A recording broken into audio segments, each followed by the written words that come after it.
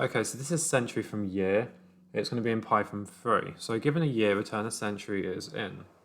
The first century spans from year 1 up to and including the year 100.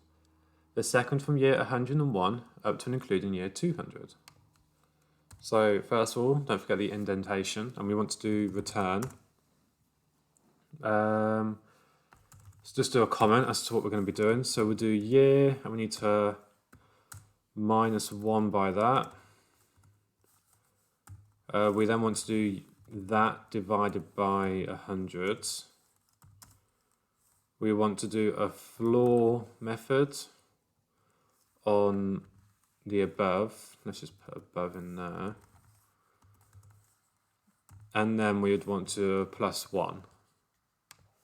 So first of all, if we do year minus 1, and we wrap that in brackets, and then we do divided by 100. Then we want to do floor. Just see what the floor is on this. If we do Python math, that might be in there. Mathematical. Don't think it's no. Wouldn't it just be math? Oh, math. Math floor. So it looks like you just do math floor. So if we do math.floor, quite similar to Javascript. Oh, or we just do floor?